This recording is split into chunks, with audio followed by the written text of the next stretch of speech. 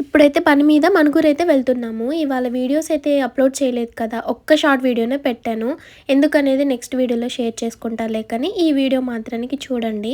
So, ఇంకా మోను, సోను వాళ్ళని స్కూల్‌కి పంపించేసిన తర్వాత ఇంట్లో పనంతా చేసేసుకొని, ఇంకా ఈవినింగ్ వచ్చేసరికి ఏ టైం అయిద్దో తెలీదు. అందుకే ఇంకా మా వదిన వాళ్ళకి చెప్పాను. పిల్లల్ని స్కూల్ నుంచి తీసుకొనొచ్చి ట్యూషన్‌కైతే పంపించమని. ఈ వీడియోలో కొన్ని విషయాలు మీతో షేర్ చేసుకోవాలనిపించింది. అందుకే షేర్ చేసుకుంటున్నాను. మన లైఫ్ అనేది చాలా చిన్నది కదా!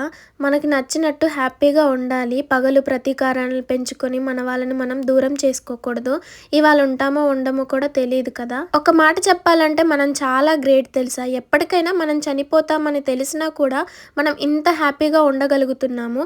ఏదో ఒకటి సంపాదించుకోవాలి, సాధించాలనే తపన మనలో ఉంది కదా! నాకు ఒక్కొక్కసారి అనిపిచ్చిద్ది మనం ఎప్పటికైనా చనిపోతాం కదా! అలాంటప్పుడు ఈ సంపాదన, ఈ సాధింపులు మనకెందుకు అని ఇలా ఆలోచిస్తే మనం ఏది సాధించలేము. ఎక్కడేసిన గొంగడే అక్కడే ఉంటదనుకుంటా. సో, మేము మణుగూరు వెళ్ళి వస్తూ స్ట్రాబెర్రీ అయితే కనిపించాయి. మా హస్బెండ్ అయితే పిల్లల కోసం తీసుకున్నారు. ఇంకా మేము వచ్చిన తర్వాత మమ్మీ మాకేం తేలేదా? ఎక్కడికెళ్లారు అని అడుగుతారనేసి ఇంకా స్ట్రాబెర్రీ అయితే తీసుకొనొచ్చాము. ఇంకా మీకు వీడియో కోసం చూపిస్తున్నాను. అసలు ఇదే తినడం ఒక సెకండ్ టైం అనుకుంటా.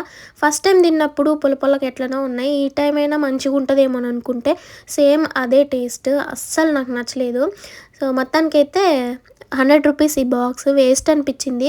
కానీ మా పిల్లలు ఎప్పటినుంచో స్ట్రాబెర్రీ అని అడుగుతున్నారని తీసుకొనొచ్చాము.